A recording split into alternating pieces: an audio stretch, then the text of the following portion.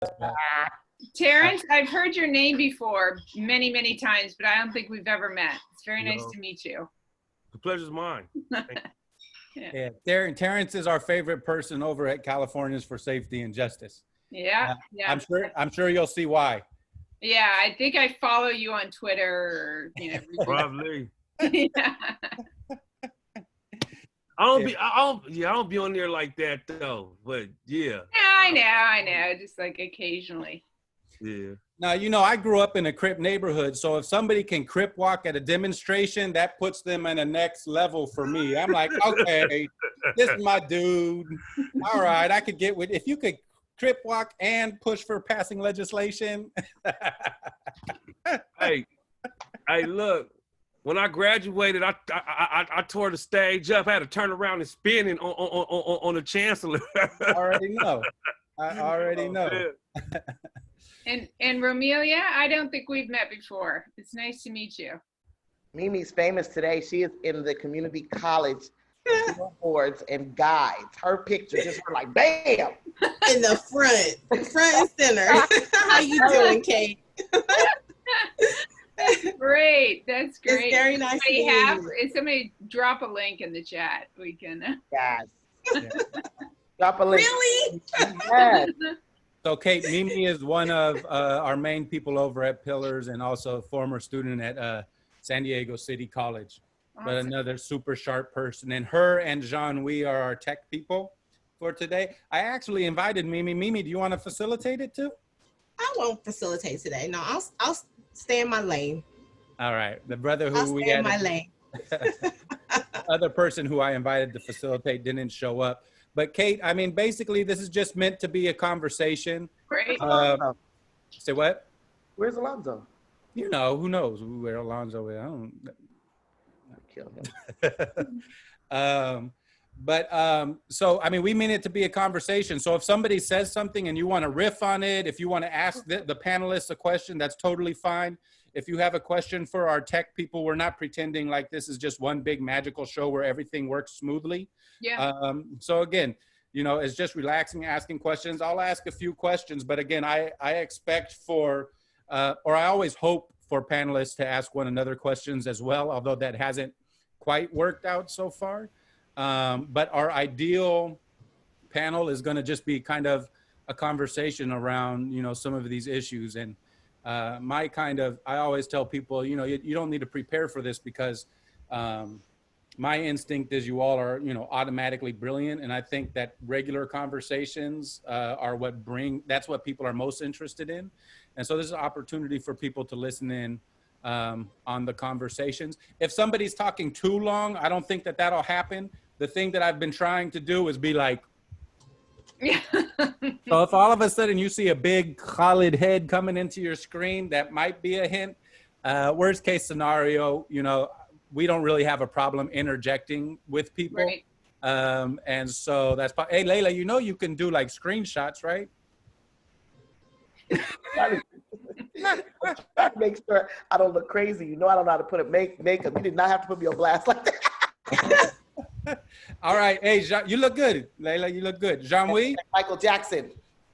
Jean-Louis, it's your show. Take it away. Let us know when we're ready to go. Yeah, it should be ready right now. Just to be aware, when you turn up your camera, you will no longer on the screen. The audience won't see you because we're Facebook Live as well. So if you have to use the bathroom to turn off your camera and you go, or you come back or whatever. But if your camera is off, you won't be here. I'm gonna start now, but as soon as I start, please like stay silent for 30 seconds so that way during the edit, we know when to cut things. So it's gonna go live. Should I mute Yeah. when I'm not talking? If we're not talking, should we mute? Yeah, it's better. Sometimes it's not a problem. Sometimes it is, but we can always remind, you know, whoever it is that they're on mute if we forget, which Okay. one of us I'm sure will.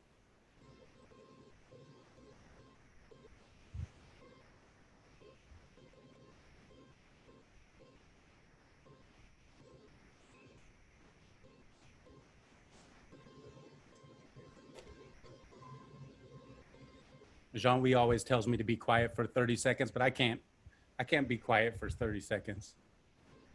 So the attendees are actually pouring in right now. At any point after 30 seconds silent, you can start.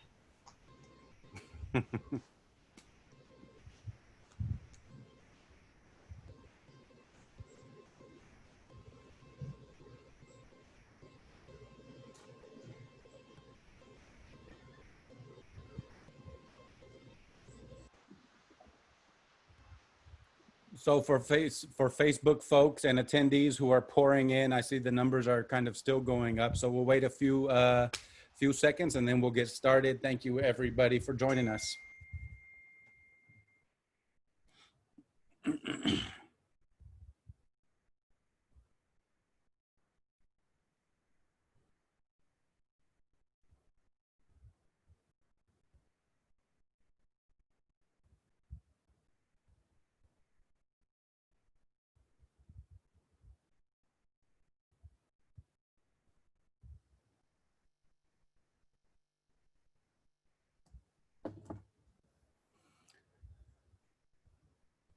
Okay. So, hey, everybody. Welcome again to our Pillars of the Community's political education class. This is, man, what started off as a 3-part series. I think we're going into maybe the 7th or 8th political education class around kind of policing in the United States. Of course, that's one of the issues we deal with at Pillars of the Community and have for years. But current event, the horrendous kind of on-screen murder of George Floyd, Breonna Taylor, and the subsequent demonstrations that have kind of been happening around the U.S. have, I think, brought perhaps a turning point in America's willingness to pay attention to a lot of these issues.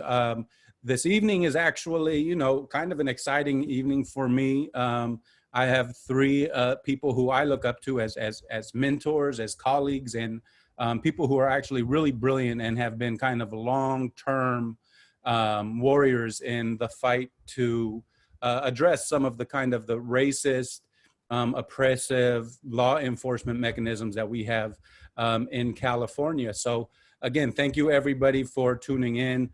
We are going to be recording this, and so people who have registered will be sending you links so that you can watch it afterwards. People who are on Facebook Live, it's not too late. If you register, you can also get those links. And if you stay, Facebook Live, I think stays on forever. I don't know. That's not my my expertise. But just quickly, I wanted to welcome Layla Aziz from Pillars of the Community, my brother Terrance from Californians for Safety and Justice, Leaving Up the Time Done movement, and Kate Chatfield from the Justice Collaborative. Again, 3 amazing people. I'm going to stop talking. You know what? Let's do this. Let's go ahead and have you all introduce yourselves, kind of just a little bit of background, where you're from, and kind of what brings you to this conversation. Layla, let's start with you. Hello, everyone. My name is Layla Aziz. I was raised in Southeast San Diego. I still work in Southeast San Diego. We're looked at as a gang area, a high crime area. All those isms are attached to us. And I also work for Pillars. I am a pillar of the community, as our shirts say. And I'm here because this is my passion. So I'm able to work and also live my passion, which I'm very grateful for. Thank you. Terrance. Greetings, my name is Terrance Stewart. I'm statewide organizer with California Safety and Justice. The program that I work on is Time Done, where we work with formerly incarcerated people living with past convictions and try to relieve them from the barriers that they face day to day. I organize out in the IE area, San Gabriel Valley to Los Angeles. That's where I'm strong at, but I'm throughout the whole state. Nope. And Kate. Hi, my name is Kate Chatfield, and I'm at the Justice Collaborative. I'm the Senior Advisor for Legislation and Policy. I'm lifelong Californian. I'm up in the Bay Area. Before I got involved with legislation and policy work, I was a criminal defense attorney, and I worked for indigent people who needed who were too poor to afford their own counsel. So I would represent people on habeas appeal and in the trial courts. And then I also worked at the Office of the State Public Defender, where I did death penalty appeals here in California. So that is my background, is really standing with people when the power of the state and the power of the police come at them. And I still, I've always had that perspective in my life. And I still have that perspective that people, when the power of the state is used, we need protection, and they need a community around them. Man, that's, you know what I love. You know what I love about our panelists, man. Our panelists always, they keep it. They're just like, boom. Let me do my introduction and let me say what's happening. It's not one of those panels where you have to fight to get in the mix. I wanted to switch things up a little bit today, and instead of going straight into our topic, which is the road to abolition, if you could each give a little bit of background, and I know you did the introductions, but like when I look up at my brother Terrance, there's a connection that we have outside of the work that we're doing right now, and that's the president at the college that I work at, San Diego City College, Dr. Shabazz. One of the first stories he told me was when he was a administrator at Compton College, how he met this dude who had just been out, and he was talking to the dude, and he's like, you know what, you should enroll in community college, right? And then one day I was talking to Terrance, and he was like, I went to Compton College and this and that. I was like, do you know Dr. Shabazz? And so knowing that background about you, Terrance, can you talk a little bit about, yo, man, like, what's your background? Where do you come from? And how in the world did you get involved in this work that we're doing right now? Oh, okay. Well, I'm from Pomona, California. You know, that's what I represent.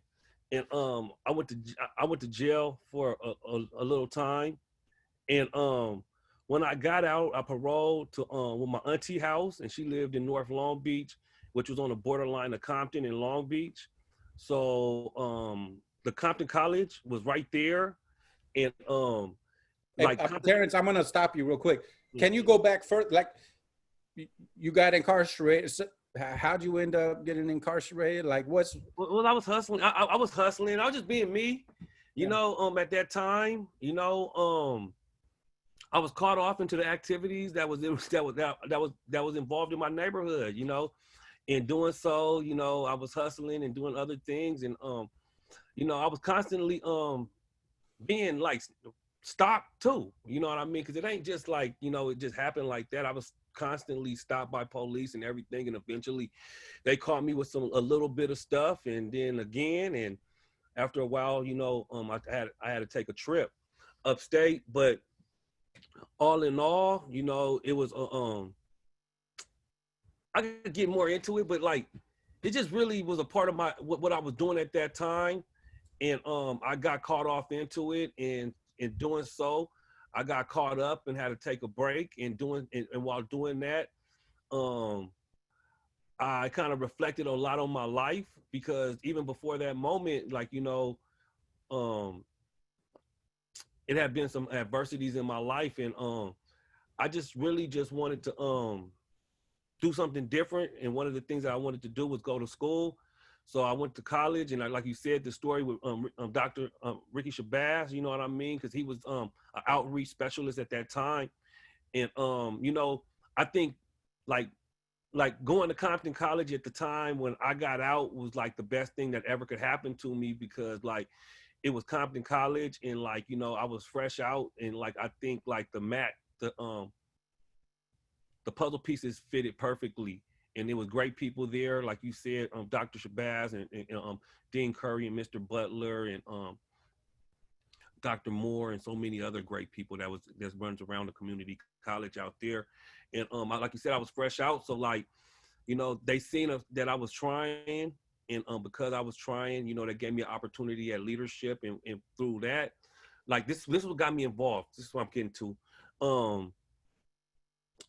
I started going to the student government meetings, and they had an opportunity to speak at a town hall at Compton City Hall, and nobody could speak that day. They all had prior engagements, so I spoke, And what I spoke about was being a formerly incarcerated person getting out and going to a community college and being accepted, and even to the point where I could be a part of student government. And I talked about some of the issues of being formerly incarcerated at the city hall. And from that moment, you know, I started to become a voice for people who are living with past convictions.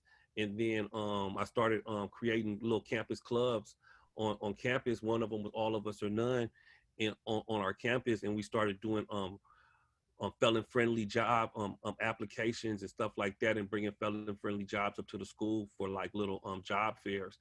And that's what really started me to start to be into this work. Okay, but you didn't go straight from community college. Now all of a sudden, you know, with a wave of a magic wand, you're the director of a time. Oh, yeah, well, nah, well, like, okay, yeah, I was just trying to say what got me. I just said what got me to the work, but so like I said, that started me there, and then from there, from Compton College, I got accepted to University of California, Riverside, in which I started, you know, getting active on that campus, and I ran into the All of Us or None group also out there, and like, you know, we started doing first with backpack drive giveaways. This was around the time of the realignment. So like I was kind of new to all the organizing stuff when the realignment was happening. And then from there, you know, what happened was it got really crazy around the time with Trayvon Martin and Mike Brown and all that stuff. So then they was burning churches and all that stuff. So like we had a retreat with, I started being part of a organization called PICO, and we worked on a Shirley Weber bill, AB 953, and which was about curbing racial profiling, and that was really that, and Prop 47 was really what brought me into really organizing in the community, and Prop 47 was the first time I ever phone banked and all that other stuff, but AB 953 was what we did when it was in the assembly. I talked to the assembly people. When it was in the Senate, we talked to the senators. We went to the state capitol. We did a 900 people die-in at the state capitol. We came back, you know, and then when it passed, you know, I worked all the way on implementation. We was going to the RIPA board, the Racial Identity Profiling Act meetings, the ones in San Diego, Fresno. They had one in Riverside. You know, we worked all the way through the implementation as well. You know, I didn't stop with the implementation of AB 953 till it was actually being implemented on the Riverside County streets. So like, you know, and then the same thing with Prop 47 is that you know, we got it passed and we talked to the people, and like I was in all the meetings, the BSCC, applying for the executive steering committee and all that other stuff as well, until it was time for Prop 47 to be implemented, and we still in a battle for Prop 47. So like, you know, a lot of the work that I've been doing has been long range, and like, you know, it may have started years ago and probably still working to some aspects of it today. Oh, and we're going to get back into Prop 47 and some of those other initiatives that you mentioned. But Kate, could you give us a little bit of a background? I think like so many times on these panels, we look at people as these professionals who have always been like, this is what it's been happening. And so I think a lot of the time we leave out kind of the humanity of the people who are out there fighting for the humanity of others. So if you could give us a little bit of your background and what kind of, you know, the driving forces that led you to be one of the few people really in the country who are on the front lines fighting for, you know, other people. Well, I think this is great. I love that. I don't really talk about my personal background that much, but when I graduated from college, you know, I'm white, middle class. My parents went to college. I went to college. You know, that was what happened. And I graduated, and then I ended up down in Los Angeles, and I worked for an organization, the Los Angeles Catholic Worker, and this is an anarchist Catholic commune. Basically, we work with people in Skid Row, and it was during the AIDS crisis. We'd bring people from the street. We did hospice care in a home in Boyle Heights in Los Angeles. This was in the early 90s. And then I wanted to return to the Bay Area. And I had gotten married in LA, and my husband and I started a homeless shelter and a dining room outside of San Francisco, and then ultimately, you know, some houses, long-term houses for the homeless. And of course, you know, working with the homeless, it's, you know, jail, the county jail, it's just the cycle of from the streets to the county jail for a few days for, you know, the jail churn, right? And then I had two kids, two daughters. And so I was still working, and I decided, you know, I want to go back to school. I still want to work with people in need, or who may need me, but I just wanted to do something different. So I went to night school for law school. I had a 3-year-old and a 6-year-old, and I was working, and I was able to do night school and do that, and then started in representing people that the court appointed for me to represent for the most part. And I mean, I said this earlier, I got to do a lot of things, and you know, I always, I'm not able to do things by half measures very well. So when I'm in a case, I just, you know, my clients and I were like, I was like a mama bear, you know, it was like the state was coming after my child, my brother, my sister, you know, like it was just this attitude I've always had, you know. I think that it was just, it's always been personal to me, you know. It's not, I tried never to make it just like another client, you know. This was somebody, and I would try to, you know, do the best I could, you know, get to know their family and really try to use my brain, but more importantly, my heart to, you know, to work with people. And then I did that for about, I guess, 12 years or so. And then I moved into sort of working on legislation and policy at Sacramento. And it was in doing that I met Layla, and we worked on the felony murder reform bill. And the felony murder reform, just, it was personal to me because that was actually, I was junior counsel. My very first case was a kid that had been in a car. The felony murder, I'm sure your audience may be familiar, but you know, it's when you do a certain list of felonies, a robbery, burglary, and were the most common, and somebody ends up getting killed. It can be accidental, it can be at the hands of another, but everyone who was involved in the robbery goes down for first-degree murder. That was the rule in California. So the very first case I had as a junior partner was a kid that was a young man. I mean, he was 18 at the time, and he was doing strong arm robberies, and the driver of the van, police saw them, they got, you know, word. Police went on this horrific chase through the streets of the city, and a police officer, and they ended up crashing into a police officer's car and killed a police officer. And all 3 of the 4 participants in the robbery were charged with felony murder. So that case sort of always haunted me. You know, it was just this, you know, when you're new to that, and it was like, this is so unbelievably unfair, and they're going to throw away this child for, you know, the rest of his life, or they were trying to. So kind of came full circle when I started working on legislation, that was something that I really felt passionate about.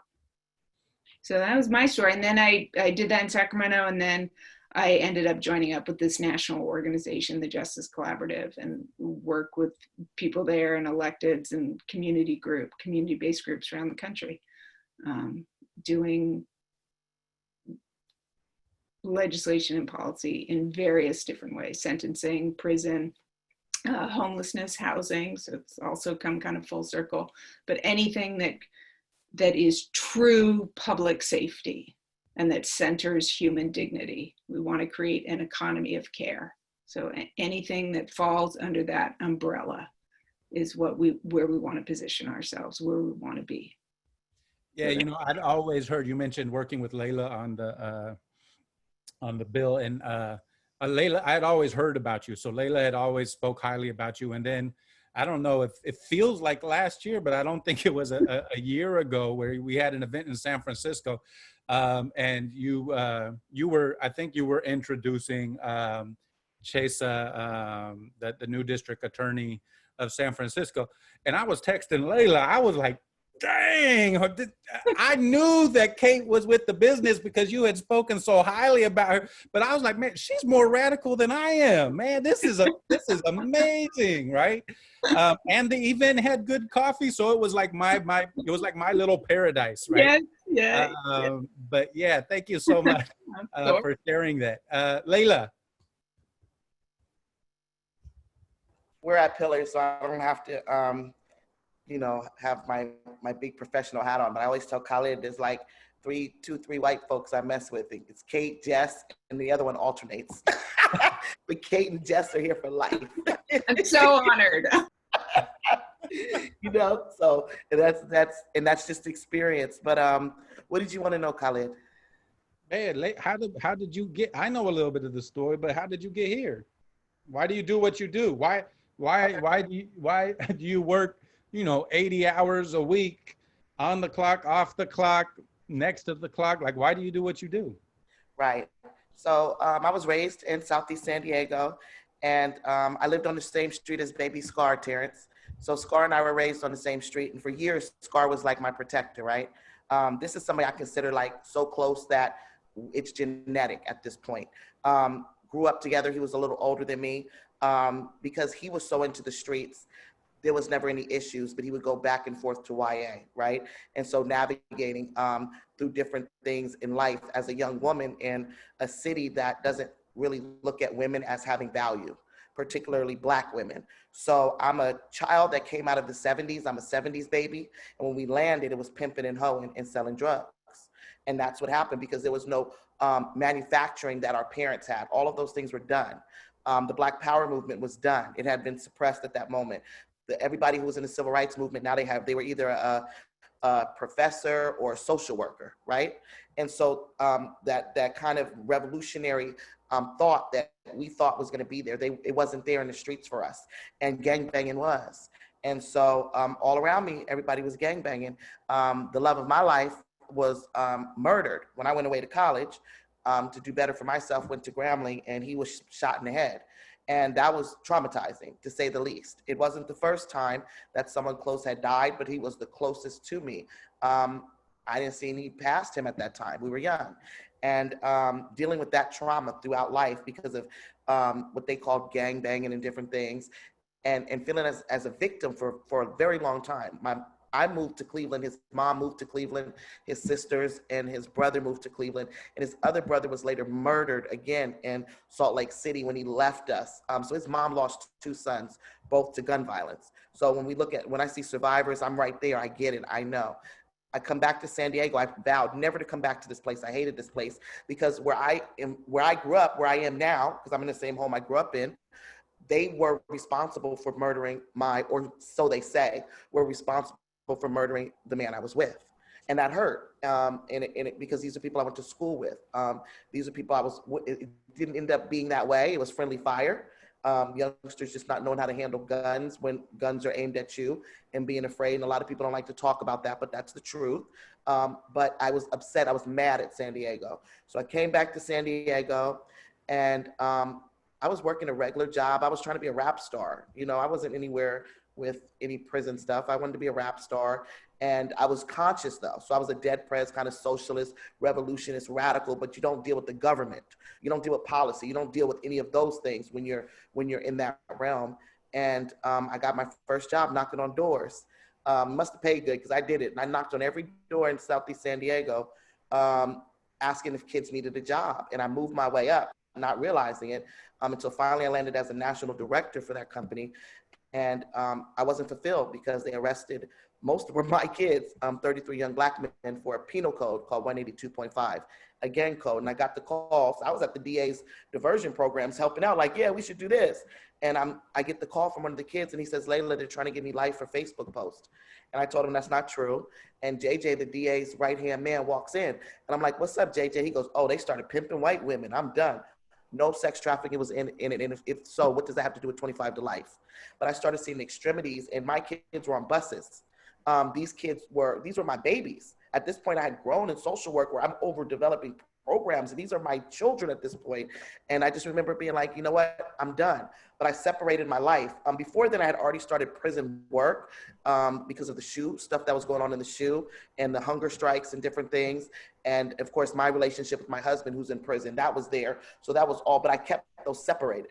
And then I meet Khalid after the Alfred Alonzo uprising when an unarmed Black man was murdered by the police. And he goes, join the board. And I'm like, cool, you know, Khalid has plans though, visions. You don't see him, but he knows them. So I joined the board, cool. And then next thing you know, he's like, quit your job, come on. And I'm looking around, I'm like, but it is on Imperial. That's like right down the street from my house. There's no AC in here. It is so hot in there, Kate and Terrance. Oh my goodness. Well, Terrance has been there, he knows. And it's just, the bathroom doesn't work half the time.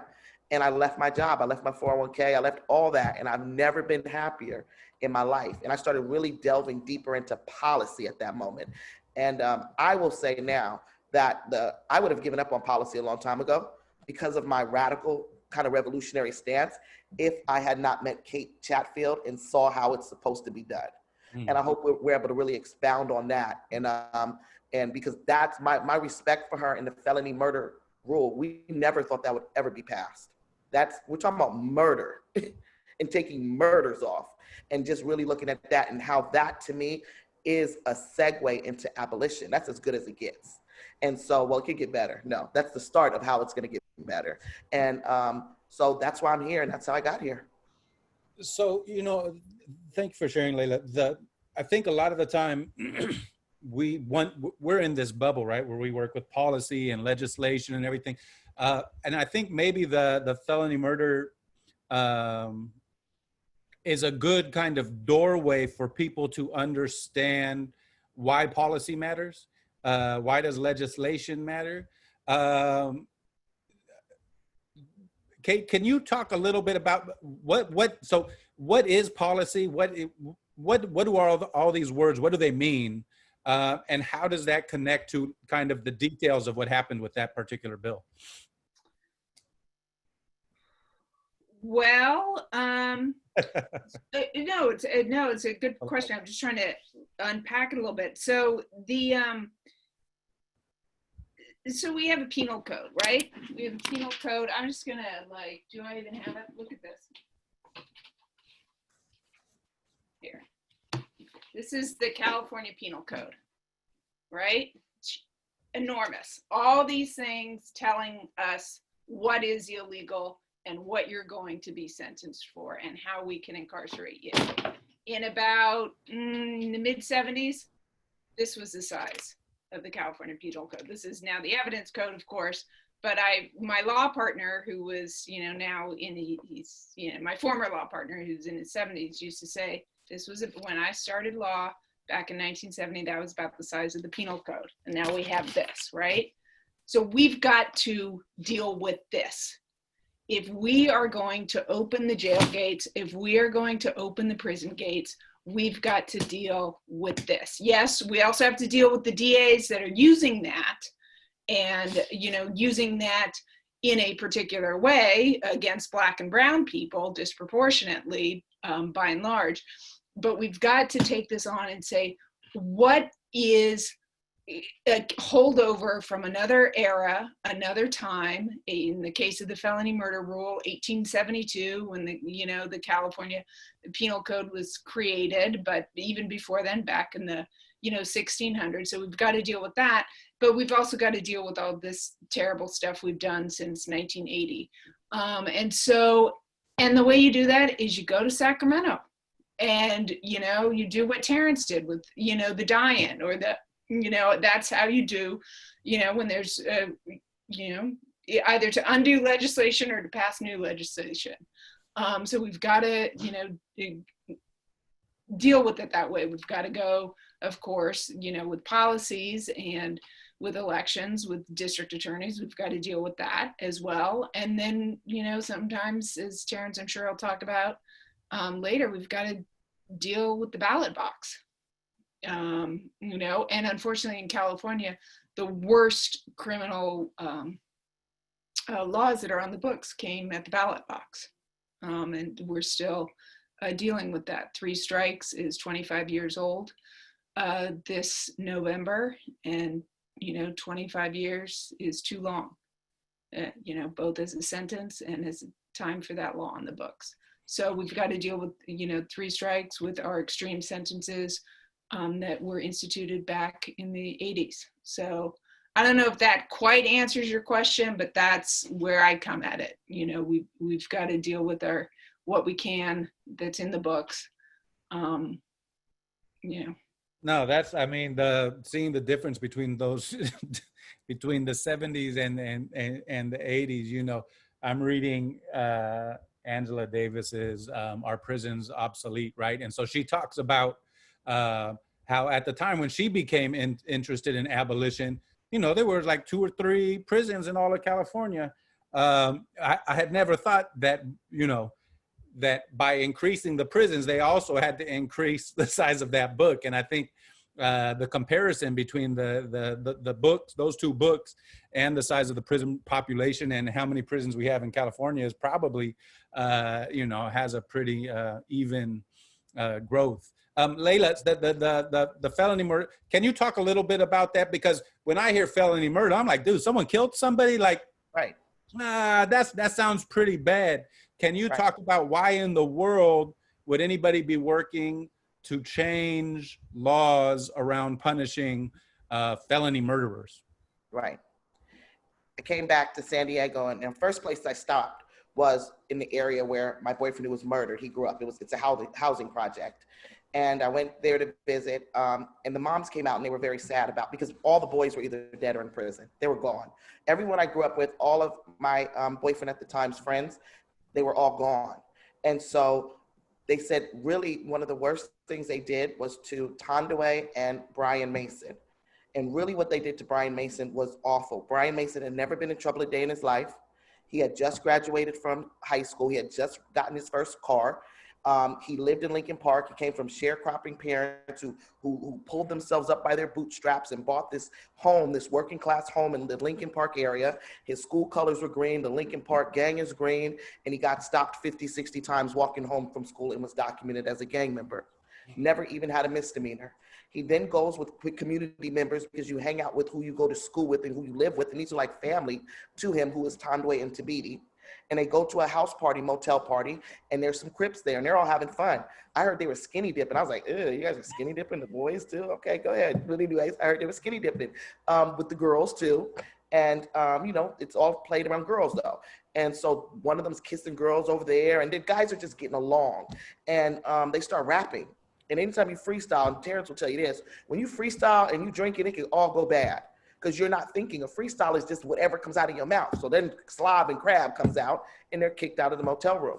The older guy left his jacket. Go back and get my jacket. Let me go. Brian said, are you calm? Are you calm? It's in his paperwork. Yes, I'm calm. They go get the jacket. They knock on the motel door. They get let in. Drunk and high. They start arguing. They start fighting again. One of the boys is beating up one of the Tabiti's brother. And so Tabiti shoots him in the head. And before he shoots him in the head, he has this grand idea to say, break bread, mother. I guess the movie, so I don't know. There was no robbery, but a chain was broken when they were fighting.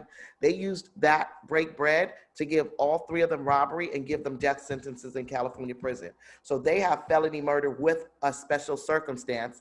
And Brian Mason, who had never been in trouble a day in his life, who didn't have a gun because of gang laws, got personal discharge of a firearm. But he didn't have a firearm. And all of these things led the jury up by saying gang member, gang member, gang member, gang member, to saying this guy is guilty. They did do this robbery. Gang members are bad. Lock him away. And he, from 18 to now, it's 19 years later, to 39 years old has been, or 38 years old has been in prison. Yeah, he's younger than me. He's probably like, maybe he's 40. Wow, Brian might be 40 now. And he, his whole youth, his whole life is gone. His mom lost his house because as a mom, if someone comes to you and says your son is going to go to jail for the rest of their life or get the death penalty, who didn't kill anyone because that's what the law says is penal code, I'm going to say that's no, I just need to get a lawyer. And she put her house up to get a lawyer. She lost her home. She now lives in Texas. The American dream has left her and her son is gone and that's her baby. And so just seeing if that could happen to Brian, that could happen to anybody. And it did happen to my husband. It happened to many of the people that I grew up with. They use the felony murder rule because if they can get an underlying burglary, robbery, economic crime, because that's what all we're doing is economic crimes, trying to survive, and something bad goes on there, that's a death sentence. So for our attendees, is the crime? Literally, what did he do that led to him now being incarcerated for the rest of his life? They said they proved a robbery, force or fear, when Tabiti said break bread, when he shot the gun, even though there was no robbery planned or anything of that nature, and a chain was found broken on the ground. I just fought the DA on this robbery charge here recently. No chain was taken, but they said that constituted a robbery. And if you have an underlying felony that you participated in, if a death results from that underlying felony, they don't care what happened, where you were, you automatically get convicted of first-degree murder. And if they say you're reckless, or if you did it yourself, you tripped, you shot the person, whatever you did, if you fall under some of those, you can get the electric chair. So to be clear, yeah. To be clear, he was at a party with a friend, somebody was killed, and that's his crime. Yes. Am I oversimplifying that? No, he has a death sentence for that. He'll never come home. And then, so the work that you and Kate did, how did the work, what was that work, and how does it address that? Kate can go into that more, because this is when Kate was talking about the ballot propositions that make this so hard. If there's stronger legislation is if the people vote and decide, and Terrance will tell you that too.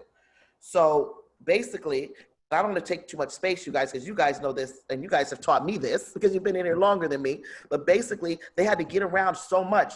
When I say this bill, to me is like a masterpiece, a piece of a choreographed masterpiece. That's how I look at the felony murder bill, from a strategic on how you get around a racist ass system. And they went around it to the point where you're not supposed to even have a death sentence or LWOP. This is this special circumstance crap they put in there. Who cares? It's just extra stuff, but you're not supposed to fit. The way Kate tight-roped it, some of them fit. And it was very strategic. And that's when I had a different appreciation of how you write a bill and how you look at the long-term game of that bill. And she might want to go, she might not want to give up everything, because that's a lot, and she's still doing bills. She doesn't want people to know how smart she is. But that's what I found out when I worked on it. Was that passed? Yes. And as a result, what's the result of that legislation being passed? Well, it was signed by the governor in 2018, September of 2018. And so, yeah, as Layla said, we wrote the legislation. We also got rid of a couple other theories of homicide in California. One called the natural and probable consequences doctrine. And I won't get into the weeds. Second degree felony murder, we got rid of that as well. So it was just, using some good legal research and just some good strategy around figuring out how far we could go. And then the result of that is that the DAs tried to jam it up and are still trying to jam it up in the courts. And they never liked the bill. They were the main opposition to it. And a couple of judges, particularly in San Diego and in Orange County, said the bill was unconstitutional, and we knew they were wrong. So we had, then the battle went to the courts. But being a lawyer, I knew that was going to happen. So we set it up right. We knew how to set it up legally so that we could win at the courts. So now people are coming home. It's drip, drip, drip. I wanted a lot more people home by now, 2020, a year and a half after it was started in January, you have to go. So the other important thing that was really important to everyone, and this was what I should explain, and I should have explained it before, but the bill not only said moving forward, we're going to change the felony murder rule, but for everyone that's in prison who was an accomplice to a felony murder or who was charged under the natural and probable consequences, you can go back to court and say, hey, the law changed, change my sentence, let me out of here. So it was retroactive. And that was the battle that we had, and the California District Attorneys Association, finally said, like, if you give up retroactivity, if you don't let people come back to court, then we will, be less oppositional. I never believed them, but at any rate, this is the backstory of what happened. And I should have said this earlier. We had an amazing author of the legislation, Senator Nancy Skinner. And the night before, it was the last time to make that decision, whether it's not retroactive, that it would just be a change in the law going forward. You wouldn't get relief if you were in prison. She met with, she had a phone call with family members of people who were incarcerated. And one after another told them, my son's incarcerated under the felony murder rule. My daughter's, it really disproportionately impacted women. My daughter's, at CIW, she's been in for 15 years. I want to, I don't want to die before she comes home, et cetera, one after the other. And the next day we were in her office, and it was the deciding point. Like, are we going to keep retroactivity in this? And I won't say the exact words that she said, but it was basically CDAA can go. And that was it. And that was done. And it was like in for a penny, in for a pound. And we won by one vote in the assembly. Wow. So we just threw the dice, but she wasn't going to leave anybody. She was going to bring as many people home as she could. Two things stand out for that. One is the bravery of as an assembly member, Skinner, in pushing forward for that, and her sticking to her guns on that. But also the hypocrisy in the district attorney's office, that they would say, yeah, you're right, this law is kind of messed up, so we're not going to use it anymore, but refusing to look at that messed up law and how it's impacted individuals. And I think the question that I was getting at is that there are human beings, there are individuals now who are not incarcerated because of the work that you did. And there's people who will never be incarcerated with those same disproportionate sentences because of that work, right? And so that work had a direct impact on real lives of real people who were facing life in prison. And the reason why I asked that question is because, and we'll get into this more later, but you do have people, and I'm one of those dudes who, if somebody used to ask me when I was walking across campus and I had my kufi on and, feeling super Muslim, and they like, hey, can you sign, are you registered to vote? Will you sign this petition? And I had a whole speech ready for them. I don't believe in the American system of democracy and and this poor dude was probably getting paid minimum wage or getting paid per signature. He was hardly like a big advocate of American democracy, but I was ready for that. And I think what we lose a lot of the time is that when we talk about legislation, when we talk about this very flawed system, that it does actually impact human beings and individuals. I want to use that, and hopefully that's one of the themes, and I think we'll kind of come back to that question of when do we choose to be engaged, when do we choose not to be engaged. But Terrance, you mentioned Proposition 47. Can you talk a little bit about what Proposition 47 was and what it was about Prop 47 that made you, that helped engage you and get you involved in kind of these policy and legislative battles? Okay, Prop 47 was a proposition that reclassified 6 low entry level felonies into misdemeanors. So like when these 6 low entry level felonies got reduced into misdemeanors, what happened was the reclassification of them, like now for these 6 low entry level felonies, the most you could do is 364 days. So like, so like what happens is it started to save money, and the money that got saved, it got reallocated into mental health, K through 12 education, and victims of crime. So like So that's what Prop 47 does. And like what got me involved was Prop 47 was the first time I got hired as a community organizer. So Prop 47 was my first project as a community organizer, and I ran phone banks and canvas operations. So I was going to school at the time, so I was at UCR, and we was doing phone banks at UCR, and then we were doing phone banks in the community. So I was running like 2 phone banks, and so like what happened was the concept of like, Prop 47 was one thing, but like, the fight that we was fighting was so much bigger than Prop 47 was. So we came with the concept of trying to change the world one conversation at a time. And, we called people and we knocked on doors.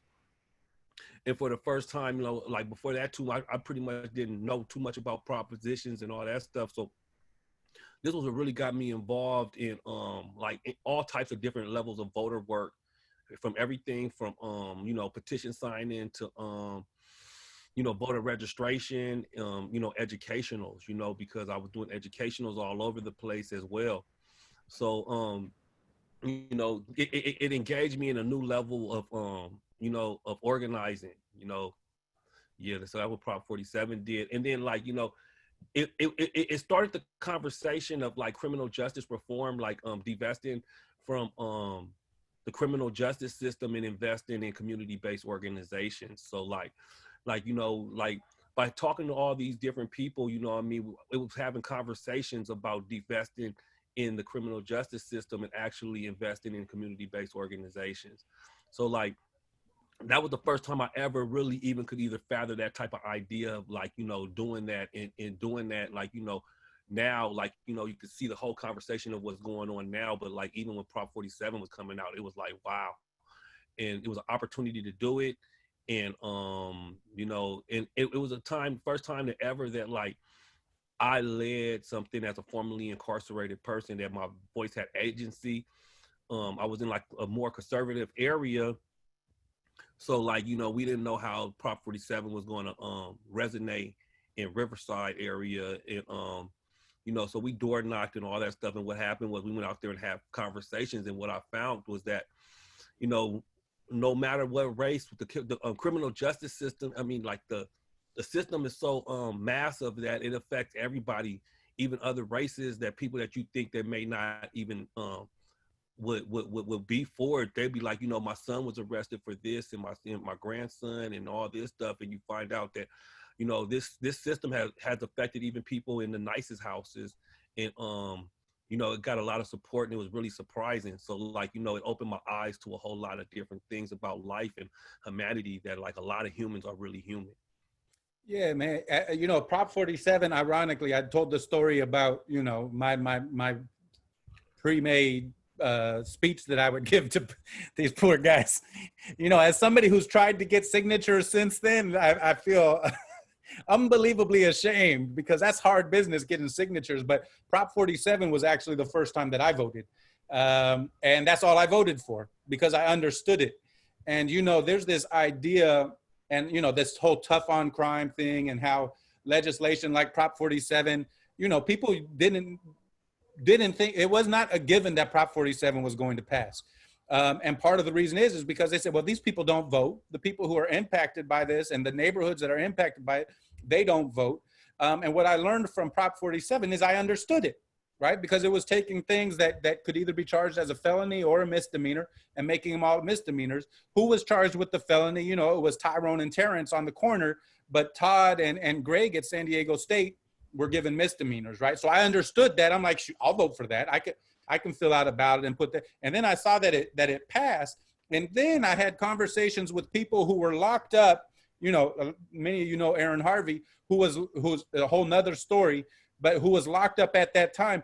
And because Prop 47 was retroactive, he said they went from having to sleep on the ground, not having enough cots, right? Not having enough bunk beds, sleeping on the ground, to all of a sudden the jails being empty. And so seeing that the work that we can do in the ballot box actually impacts individuals was super powerful for me. One of the things that I think about when I think about you, Terrance, is that one, you mentioned agency. And, you know, we like to talk a lot about recidivism. And I hope there's funders who are watching this also, because one of the things that helped you be supported in school was all of a sudden recognizing that agency and your ability to talk to power and people actually listening. But also, as you began working for Prop 47 and under PICO and some of these other organizations, the agency they gave you as somebody directly impacted by it to actually go out there and make changes. One of the questions that we have in the chats is talking about kind of about passion and about these types of things. Can you talk about how your passion for these issues, both like kind of in college and outside, what is it about your passion, and why should people, in order to address recidivism, you know, we talk a lot about recidivism, oh, well, people they're just going to get locked up. How can we address recidivism? By dealing with kind of passion, by dealing with giving people who've been formerly incarcerated the agency to actually change the laws and the legislation that impact their lives. Was that too roundabout of a question, or? I mean, well, let me attempt to get from the understanding I got. You know, the thing was that I was in an organization, Inland Congregation United for Change, like PICO as a large was that's where I was at, but PICO as a large was, you know, they had all kinds of people, but where I was at, you know, like, you know, it was my homies that could be affected by it. You know, and when you know, we talking to people and everybody was like, you know, they kind of get it, But the simple fact that I was fighting for my community for the first time, you know what I mean? The passion was that I was fighting to help some of my homies. You know, I wouldn't have benefited no type of way from nothing that Prop 47 would have had for me. But I knew that if I could help some of my friends and my loved ones, you know, by making a couple of phone calls and leading people to it, I would. And like, you know, and that's the same thing with all my passion for all the work that I do. I work with at-risk youth at continuation schools, and that's because, you know, I grew up at continuation schools. You know, I was kicked out of school, and you know, and that's why I went to college. You know, and like everything that, like, you know, I got injured before by gunshot, and you know, but my injury made me disabled, so I advocate for people with disabilities. Like, you know, everything that I do, you know, it streams from some type of way in my background. I advocate for formerly incarcerated people because I am a formerly incarcerated person, you know, and like, you know, this is my passion. You know, it's my life. It's not me telling a story. It's me giving a piece of my life to people. You know, and like, you know, this is real for me. You know, I feel that, like, you know, I was born for this moment. You know, I was born to be a freedom fighter, to fight for the freedom of my people. I didn't ask to be black. Black was chosen to me so I could wake up to fight this fight.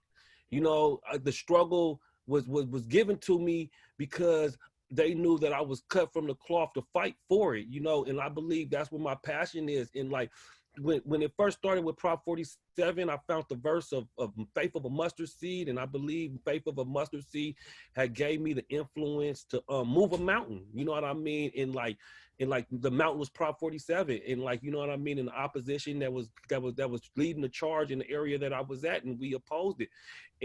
And given our organization that I had that, I remember I was at a faith-based organization, and they was like, "What are we going to do? We're in this town is conservative," and I remember slapping the table. Boom!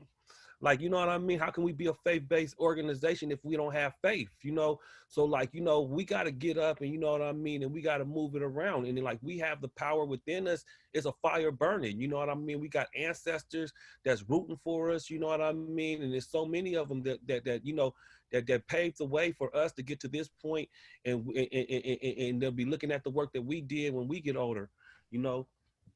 So yeah, that's what just keeps me going, you know, and knowing that, like, you know, that I tried, you know, like I didn't sit back and complain and didn't get out there and try to make a difference for my children and for my homies' kids, and like, you know, and the people that do benefit, and like, you know, and then like also like I hire my homies. I work with my homies.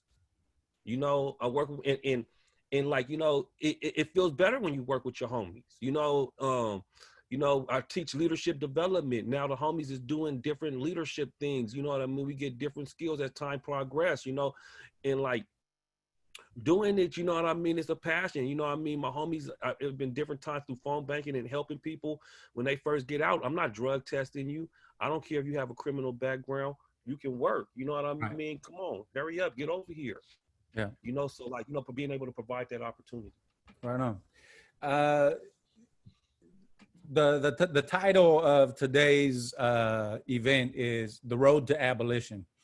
And, you know, I mentioned that I'm rereading Angela Davis's book. And, you know, we're living in the time of social media, and I've seen social media posts that try to position a difference between reform, like there's an opposition between reform and abolition, and often dismiss efforts at policy as reformist as opposed to abolition. Can you talk, is abolition and reform, are those two things contradictory, or can they go hand in hand? Layla, are you talking? You look like you're talking, but you're on mute. No, I'm not talking. I love that question, because I think the answer is, and I'd love to hear what other people have to say, but you know, I think the answer is sometimes, yeah, they are in opposition. And sometimes it's, you know, reform is a strategy to get to abolition. So just, you know, when we talk about abolition, people define it differently, you know, of course, but we're talking about sort of in general, I guess, radically defunding the police, if not abolishing the police, turning it into community-based, you know, responses, and also, you know, ending the prison industrial complex. However, you know, ending jails and prisons as the way to address, I'm just going to say, like, antisocial behavior. Let's say behavior that harms another person, you know, is how I'll describe that, you know, or criminal behavior. So sometimes, yeah, sometimes reform can be, and I think we've seen that somewhat recently in the policing, like, defund thing, where I think the power structure wants to seize the moment, and they're scared. And so they want to give you, here's some little crumbs. Here, we're not going to engage in chokeholds anymore. And we're going to pass a law that says, you know, police have to scream before they shoot you, you know, or something. And that sometimes it's an attempt to sort of take over the movement and take over the power and say, like, okay, see, now go back to what you were doing, get out of the street, you know, we did it, we reformed policing, you know. And so sometimes, so in that instance, I think it can actually be in opposition to a broader movement. In other ways, I think it can be, it's a strategy to get to reform, to get to a better place. And I would think of the felony murder legislation that we did.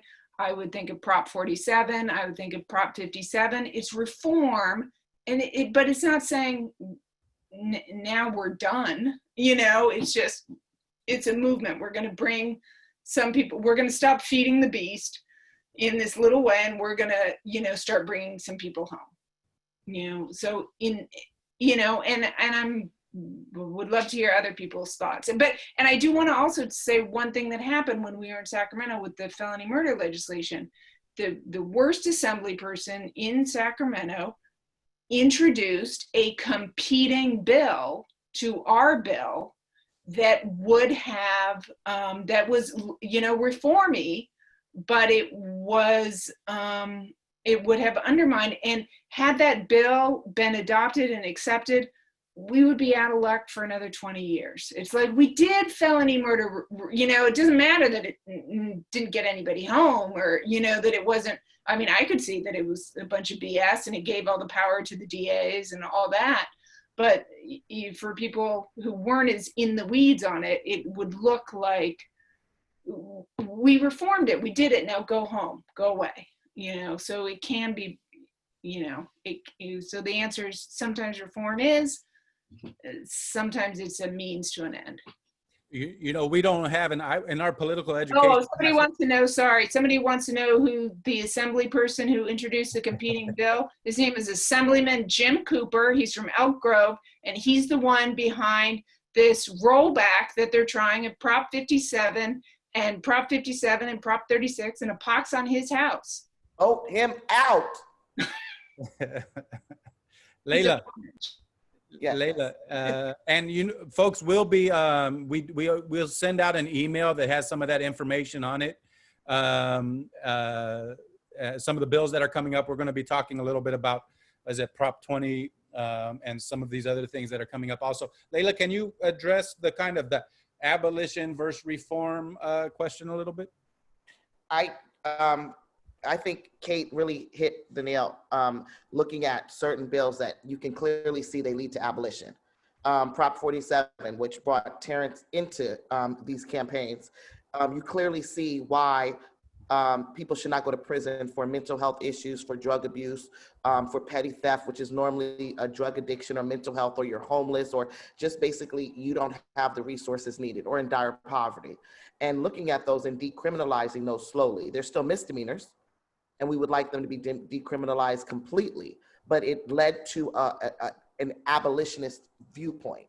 And I like the website that Kate put up, because there's a competing website that the cops are pushing for police reform, and it has the 8-2, and they're talking about no chokehold, no this, no that, and that does not truly lead to the abolishment of the police. And so when we look at some of those, and let me say, Racial Justice Coalition in San Diego, I love you guys. I'm not saying that what you guys didn't do was not tremendous, but it has to be coupled with, or a clear view on how we get rid of, how we look at policing and how we look at dealing with harm. And those are the fundamental questions we look at when we look at any of the policies that we stand up for.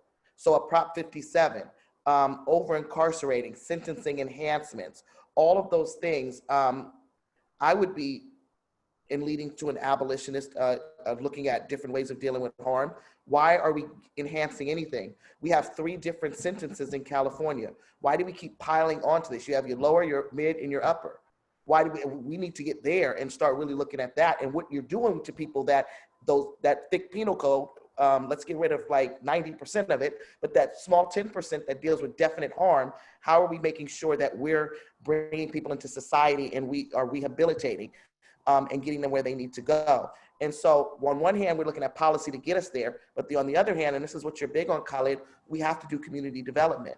And I thank goodness people like you, Khalid, and the prisoners idea. Hashima is one of them with Amend the 13th. You guys have always had a community development piece to abolition. It's never been, get rid of the police, get rid of the prisons, because that scares people. Some people it doesn't, because we've been abused by them, but a lot of people it does. Where on the other hand, we're looking at building systems that deal with harm. A lot of people call transformative justice, healing circles, dealing with our communities ourselves and doing justice without the state. And how do we do that? And also ensuring that the things that led, Angela Davis is big on this, the things that led, because that's all prisons are where we put people that are mentally ill, where we put our problems, our failures. Our failures, that is the society we put in cages. And how do we look at that and deal with that? Because we don't want to do that. And once some of the things we all realize, mentally ill people should not be in prison, folks. People with learning disabilities, severe and intellectual disabilities should not be in prison, folks. Looking at those basic things, then we're going to get to the nitty gritty. Why is robbery looked at the way it's looked at? What do we do with someone who, I'm a victim of someone I love being murdered? What do we do when someone we love is gone forever? And we can look around because we have a military that does it. And we can look, it's not really about what's right or wrong. And we know we don't want to do it like that and just destroy people because we have the power and nothing happens. But we also know that we're putting people in a box who do harm is not how we heal our communities. So looking into those things, and some of those can, with the mental health and drug use, a lot of those things are going to go away. With poverty, though, So then does reparations become a real conversation?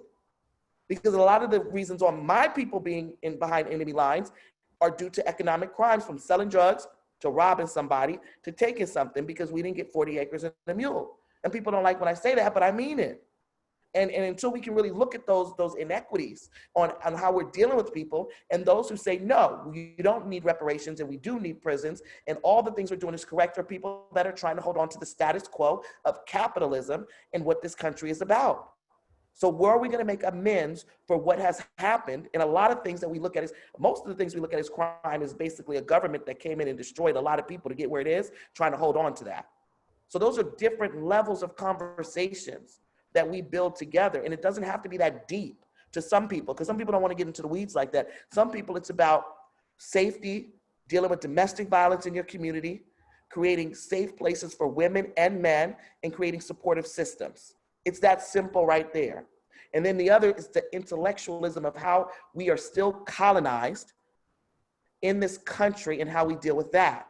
So we're dealing with a lot, and defunding the police is another great way to go there. Why are the police getting money to do things they don't know how to do? And slowly getting them out. I love how Seattle did, because y'all been talking about, come on, you got to tell them, Khalid, I've been talking about my 4 blocks for how long? When we go and we work them 4 blocks and we get the police out of there, and freaking Seattle did it. They just did it. And I was like, wow, we could have done that, but hey, we still can. But so that's, I don't see a purpose of the police. I don't see a purpose of slaveholders. I don't see a purpose of fascism. I don't see a purpose of any of those things. I don't see a purpose of putting people in a cage and then things get better. That doesn't make sense to me.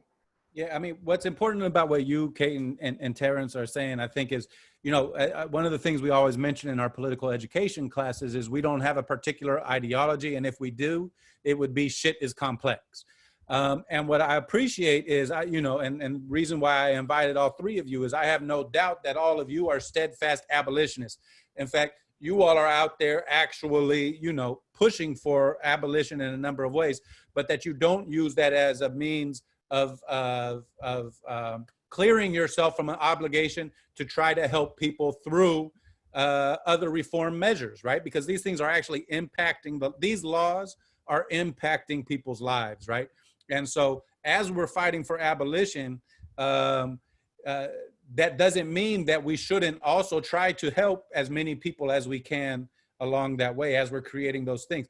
One of the other things that's interesting, and you know, when we talk about policy, when we talk about legislation, those, you know, that's not terminology that people use in their everyday lives, right? But really, I think what we're talking about is laws, and that laws are man-made. That's one of the things that fascinates me about policy is these laws were created, right? We have, I think many of us, myself included, kind of grew up thinking that laws are just laws. Right? We didn't see that book growing that you pointed out earlier, right? We think, well, these are just laws. And so the more I understand policy, the more I understand how legislation works, you know, voter initiative, you know, ballots versus, you know, state legislation and other types of things, the more kind of fascinated I am with the creation of laws and the abolition and the changing of laws at the same time. One of the, I mentioned the event, Kate, that you put on up in the Bay Area, and the newly elected district attorney up there, Chesa Bodin, I don't know how to say his last name, but the people mess up my first name all the time, so it's all right. One of the things that he said is that gang documentation, that he is no longer going to charge gang enhancements because he thinks the whole process of gang documentation and gang enhancements are racist. Right now, that's probably a horrible paraphrasing of what he has said. But can you all talk about what are some of the most ridiculous laws that have been built by people, that have been created and written by people, that if you can wave a wand today, that you would get rid of? And that's the first part of the question, right? So what is a law that if you could wave it today, one of these man-made created laws that you could get rid of today and would be gone, what would it be? And then second, following up on that is, since we don't have a magic wand, what are the steps that we need to do to be able to address that? Terrance, did I see you raising your hand? Yeah, I didn't know the second part of the question. I had to regroup, but what I wanted to say was, always the 13th Amendment. You know, I think something's wrong with there. I think the reason why prisons and everything is so massive is because it's attached to slavery. You know, and it's attached through the Constitution. You know, and like, you know, when it's just like funding, right? With anything, right? If you teach at the community college, right, it's about how many full-time equivalent students that you have at the community college. Well, that's how it used to be. It's not about how many kids graduate. It's about how many full-time equivalent students, right? So because it's that way, it's ran that way, that they operate a certain way to retain students to stay there so that they could still continue their full-time equivalent students, right? So that's the same thing I'm saying with the 13th Amendment. If the underlying value of it is still attached to slavery, that's what it's going to continue to be.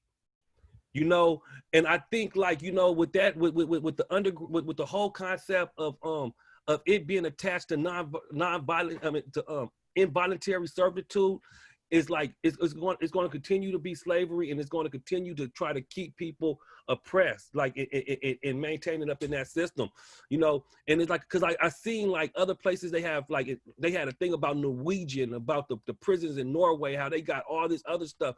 And my question is, like, you know, is it attached to a 13th Amendment? You know, is there a prison system attached to a 13th Amendment that makes it slavery? And if it isn't, they're trying to rehabilitate their people. They're not trying to keep them to get them back so that they could get free labor. Because when you do involuntary servitude, that means it's some work. It's some work that's getting done that you're giving up involuntarily. So, like, you know what I mean? So, like, if you could maintain and getting free work, you know what I mean? Like, they're gonna keep that system going. So, like, that's what I concern myself with. If I could just, like, have a magic wand, you know what I mean? If something be gone, it'd be that. And then, like, how do we do it? I think we're on the mission to that. I just think we got to continue to, like, keep on getting voter power and getting more people with like how they doing in Florida, getting people the rights of formerly incarcerated people their rights to vote. How we're lifting up people with past convictions on here, how we educating people that they can vote while they're, if they're in the county jail. Like, it's a bunch of different things that we have to continue to do to educate people so that we can have a stronger voting bloc, so that when they do come down to it, we can pass things like getting rid of that 13th Amendment. Good. Thank you. Kate? You know, it's hard to pick one. I mean, I would say sort of extreme sentences in general, and I just define an extreme sentence as anything over 10 years is an extreme sentence. I mean, I would probably put it at less, but I mean, I don't believe in the prison system, but, you know, if I could wave a magic wand, it would definitely, obviously, get rid of the death penalty, get rid of death by incarceration, life without the possibility of parole, you know, get rid of this, you know, a sentencing scheme that thinks that people don't change and that we can throw away people for, you know, a decade or long, you know, and in our case for many, many decades. So I think it would have to be the way we approach sentencing. How would we where would we begin to? Yeah, it's a long process, I've got to say, but I'm hopeful. I am hopeful because I think people are waking up, you know, to how out of step we are with the rest of the world. So how we do that, unfortunately, in California, we're going to have to go to the ballot box to get rid of death by incarceration, the life without the possibility of parole. That was put in by the voters in 1978, if I'm remembering correctly. I feel like the dead voters of 1978 is this albatross around our neck, you know. They're no longer with us, but they're, you know, the pain that they wrought is still here. So I think we're gonna have to go back to the ballot box to get rid of many of these extreme sentences, 15 years to life for second-degree murder, 25 years to life, a whole host of the sentencing. We're going to have to go back to the ballot box for 3 strikes. We're going to have to go back to the ballot box to get rid of gang enhancements. That was the street terrorism act of, you know, 1994 or something. So we're going to have to, so it's nights like tonight, it's political education. it is just, educating people about that we cannot view human beings as trash that we can throw away. I mean, it's educating hearts and minds at all turns about what is human dignity and what is public safety. Thank you. For everybody. Layla, what you gonna do with that magic wand? They said it, I started off as a slavery abolitionist before a prison abolitionist or a police abolitionist. I firmly stood on that, on the 13th Amendment. And personally, I look at, and I'm gonna bring this up again, I look at Brian Mason. If you can Google that, Brian Mason, San Diego, and you will see every single law that Kate just spoke about in one case. And the technicalities that keep Brian, this young man, he just got married. Brian Mason to me is the poster child of an ineffective racist system. And until we can look at each of those junctures where they destroyed the life of Brian Mason, we will not, and that's the gang laws, felony murder laws, special circumstances, gun laws, everything that we could think of that was done. That will rectify some to get us closer. And really what it's going to do is get rid of extreme sentences and what they do to people. And because right now, even with the great work, and I'm going to leave it at that, Brian Mason will never come home and will die in prison because procedurally, he's going to get left out. And that's what we all need to look at to make sure there's no more Brian Masons. And just quickly, in Seattle, they blocked off an area, and I believe the government, the local government and the police agreed not to come in that area. And they basically governed themselves, and they did justice without the state. They did harm reduction, and a lot of things that lead to incarceration, they mitigated within this space in Seattle. And that's something I've always wanted to do in Southeast San Diego through community building and development, get a 4-block radius. Not a 4-mile radius, a 4-block zone, excuse me. And once we get it together, demand the police do not come in ever again. And so that's what I would do. Thank you. Y'all messed my brain up, but I think it had something to do with I mean, another example of Kate was talking about, the gang enhancements. I mean, it occurred to me that, we had 33 African-American men in San Diego that were incarcerated under Penal Code 182.5, right? And that's something that was voted on, I think, in 2000 under Prop 21. Most of the people who were voting for that didn't have any idea what was going to happen in 2014, right? Or 2015 of incarcerated, like they had no idea of it. And so one of the things that, as I've moved away from my original speech that I would give to the poor people getting signatures, is that, at Pillars, we're not telling people to play the game. What we're telling them is make sure you don't get played. Because whether you're voting or you're not voting, people are voting on these issues, right?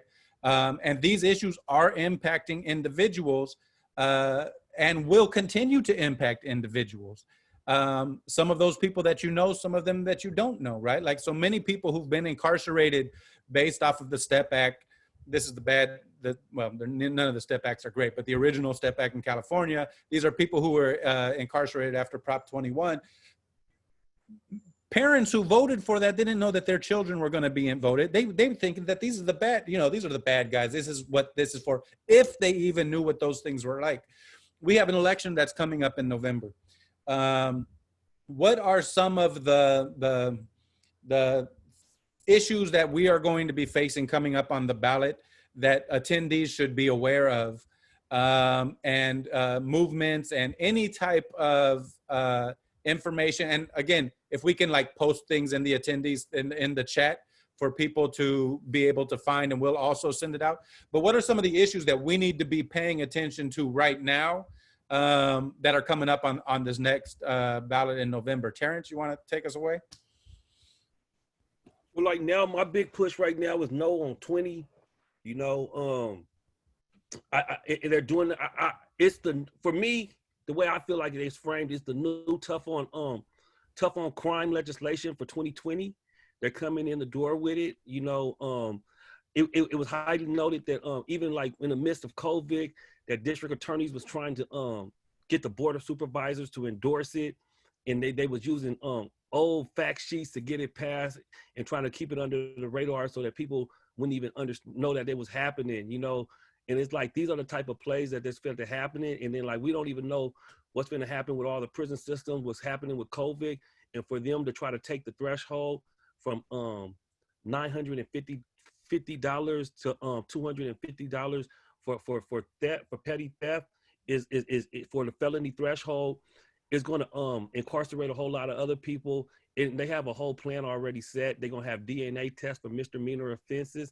And I just feel like, you know, they're up to something right now. And yeah, and what I'm doing about it is like, we're finna do educationals all throughout the state, and we're finna educate people on what it is, you know what I mean? Just because like they're gonna use a lot of fear mongering tactics, and we're gonna have to have people to be able to see through it, you know, and because that fear is one of the best tactics that they always use, and you know they're going to use it. So it's just like preparing people to not be let the wool be pulled over their eyes. Right, and shout out to you, and I know Jay Jordan and the Californians for Safety and Justice, who are going to be, you know, doing some educational things about that.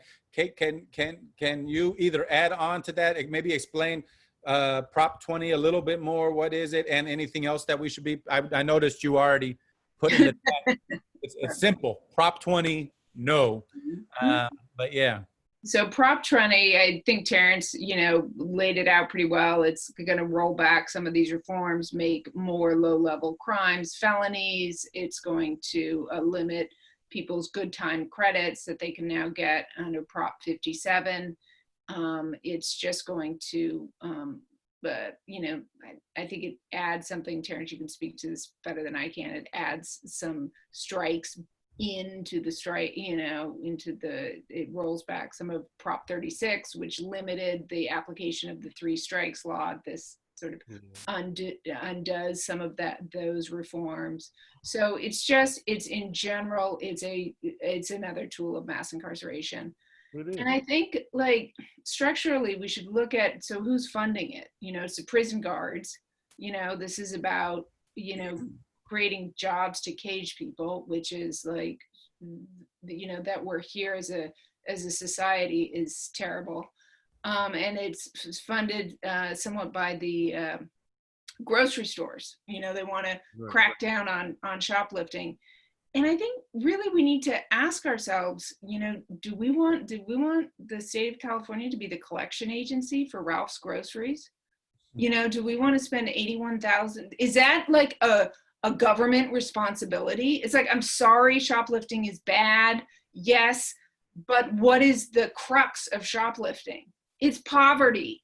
You know, I mean, let's be real. So, you know, we spend $81,000 a year to send someone to a prison. So, you know, a prison guard can drive multiple SUVs and have a boat, and I'm done with that. Well, yeah, no, real talk.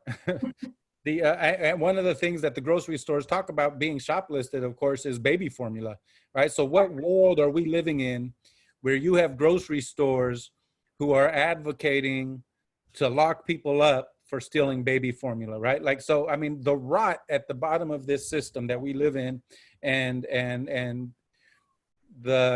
how transparent that is when we look at our legal system is really, it's really mind-boggling, right? Like, somebody is stealing like, the fact that somebody is stealing baby formula, right, should be time for everybody to pause. That's a policy fail. Like, oh my God, what has happened to us? That needs to be front and center in the newspaper.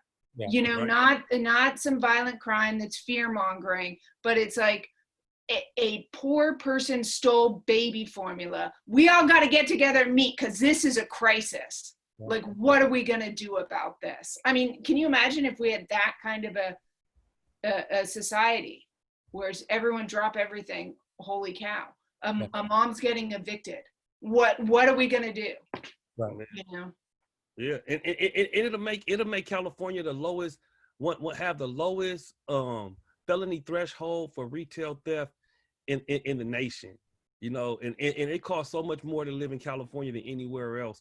So I mean, not anywhere else, but so many other different places. You know what I mean? So it's like you know, what like, you know, what is the outcome of having such a low? It's even lower than what it was before they rolled it back. You Yeah. know, so it's like 450 before. right. You know, and then like to do that, you know, we're putting money into trauma recovery centers and stuff like that throughout the state of California, and that would lose funding to all these different programs that Prop 47 is helping people get through now, especially in relationship to survivors of crimes. So it's Man, yeah. that's crazy. That got ugly. I didn't realize how ugly it was until Terrance, you and Kate just really broke it down. So we're literally funding the prisons. We're doing the reverse thing with the Cooper bill. They want to fund the prisons, take away mental health, take away, wow. And then Kate, the DA races. I know you're big on that one. Yeah, I am. There's the biggest DA race in the country. The race is the second most important race, other than the presidential race, is the race in LA. LA is the most carceral one of the most carceral counties. There are 22 people that Jackie Lacey, the current district attorney, has sent to death row. All of them are Black and brown. 100% are Black and brown. So it's Los Angeles County is about 28% of the population of California. So it's the largest county, but they are 40% of our prison population. She has been a very, very carceral DA, and she's in a race with George Gascon, who's the former prosecutor of San Francisco, who's the reformer candidate. So that is a race to watch, you know, if you have friends and family in LA County. Man, and we're watching that closely here in San Diego because we're trying to push for, you know, some progressive candidates. And so, you know, after what we had in San Francisco, and we're hoping LA will be, you know, following behind. And I think Gascon is one of those people who has come out and said that he recognizes gang enhancements as racist. Layla, you got, what should we be paying attention to? Everything that, or what should we be paying attention to?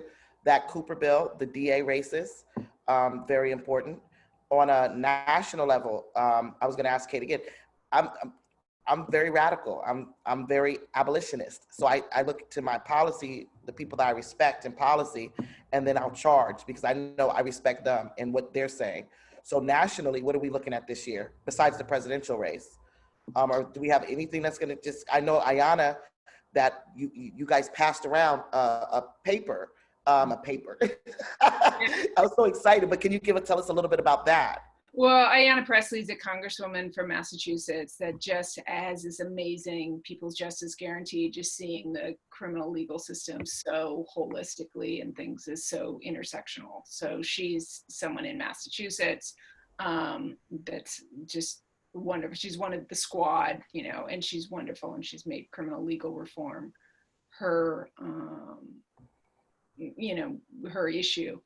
Her father was incarcerated, her husband was incarcerated, so it's personal to her. What I would look at nationally is what's going to go on in Minneapolis. They have a charter amendment to defund their, to take away their police department, and that's working its way now through the Charter Commission. So look at like what's coming out in the wake of this defund movement. And in Minneapolis, that's going to be very interesting to see how the people land on that charter amendment. In San Francisco, they have a charter amendment that was just unanimously voted to get on the ballot. San Francisco has a requirement put in their charter in the 1990s, 1994, that San Francisco at all times has to have 1,971 full-time sworn peace officers in their police department. It's a mandatory minimum number of police. So San Francisco is actually one of the most, if not the most, over-policed cities in California. Residents spend twice as much on policing, you know, per capita than they do anywhere else in California. So the Board of Supervisors voted the other night to put it on the ballot to take away that mandatory minimum number of police officers, because as the supervisor said, we're handcuffed. Like you can't talk about like defunding if your charter says that you have to have 1,971 full-time sworn armed peace officers at all times. So, they're interesting, and groups have been organizing around this, and that's been great. So, I mean, I think at the local level, groups have been doing some really exciting stuff. So I would look at those issues. Thank you. So wrapping it up, and there's a question from Morgan Garcia about places to volunteer. Are there any organizations that you all could just throw out the name of the organization that they might be interested in either learning more or that have like volunteer opportunities on some of these issues? To change laws, and their ACLU does some policy, CPAT. He's local, he or she is local, correct? I don't know. Okay, so CPAT is CPAT, and that's the... I don't know, but I know it's criminal justice reform. I forgot what it stands. It's something accountability and transparency, but it's criminal justice reform group. There's also the Racial Justice Coalition, who worked on the chokehold. Darwin and Buki are doing some really good work there. There's People Over Profit, that's in Barrio Logan. They're doing really good work there. And Pillars, we deal with policy. Mostly when we deal with policy, it's around gang stuff, but we do work closely with our allies and our partners, such as Terrance and Kate, and anything that they're doing, we're going to push it locally. I'm trying to think who else locally. I'm going to type in our, Morgan, I'm going to type in our website address so you can get in touch with us if you can at your earliest convenience, and I'll have some more things for you. And and anybody who's registered in here, we'll be sending out kind of a list of all the things. Yo, man, Terrance, can you wrap it up for us, brother? And in just a couple of minutes, we're at the end of our time. I always wish we had more time. But yo, man, like break it down, man. What should we be thinking about? What should we care about? Like, give it to us, brother. But I mean, every day is a day. I wanted to address this back to earlier. With my whole feelings with thing. I feel like when it comes down to abolitionism and reform, it's like something what Malcolm X says is that like when he came down to integrate people who was about integration versus being separate, is that like I'm no more of a separatist than he is an integrationalist. What we both are concerned with is freedom, and like and that's the way I feel about that. I feel like as if sometimes I operate in some type of level of infinity gray. I don't think things are always black or white, and it comes down to like the relationship of reform and abolition. One of the things that one of the things that happened before is that when Austin Sterling and Philando Castillo got murdered, we had a real big meeting in Riverside, and it's like three dominant kind of philosophies that it comes down to this type of work. And one is, like you said, the abolitionist, and the other is like the reformist, and the other person is the person that says that we need to be a part of the system and change it within. And and it became a big argument between the three groups. And like because of that, like I felt as if we wasn't as strong as we really could have been. And I think like sometimes like these labels that people put on themselves are more dividing than they are helpful. So like sometimes like it's about like standing strong in what you believe in, but sometimes you gotta like not be putting yourself in no box and be able to hear the next person if the other person is making pretty good sense, and not stay into no other type of level. So like, I think the answer always is solidarity, and especially in the relationship to like what rest in peace Fred Hampton would say, we were not going to fight fire with fire, we will fight fire with water, and we will fight the fire with water, and water would be solidarity and solidarity of our people. And I refuse like to try to label myself to be into any kind of caste system which would divide me from my brother. So I say peace to the abolitionists, and I say peace to the reformists, and I say peace to the people that feel like they have to have change the system within. You know what I mean? And with that said, Ooh, you took it home. huh? Yes. Yeah. Shut it down. Hey, you know what? You see what I was doing, Layla? I know. With a, you know what? Shout out to my boy DJ Simi Rock, who's out there watching as an attendee, and so many other people. Doc Rivera, San Diego City College. We have a lot of educators who are out there who hopefully will be using these in their classrooms. There's so many people that I've noticed, you know, making comments and there that I wish I could give a shout out to everybody. But again, I'm so grateful to have had the opportunity, Kate, to have you on and sharing with us and participating in this, and Terrance and Layla. You know, when I look at the strength of the people who are in this fight, you know, it gives me optimism. You know, I'm an optimistic pessimist. And I think if we didn't have optimism, if we didn't have hope, we wouldn't be doing anything. So it's important. We got to continue to educate each other. And hey, there's a lot of work to do, but you know, it's people like you all who kind of inspire me and give me the ability to keep pushing. So thank you so much for joining. Again, everybody, we're going to be shooting it out, but hey. Thank you. This was great. This Yes. was amazing. I love it. I love it too. Hey, thank y'all. I appreciate y'all. Yeah, I do. Thank you. Take care. Bye.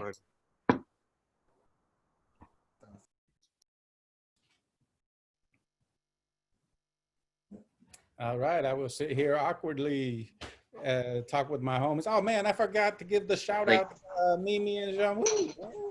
Dang. So everything good? I think everything's good. I think we're good to go. It was good. Okay, dope.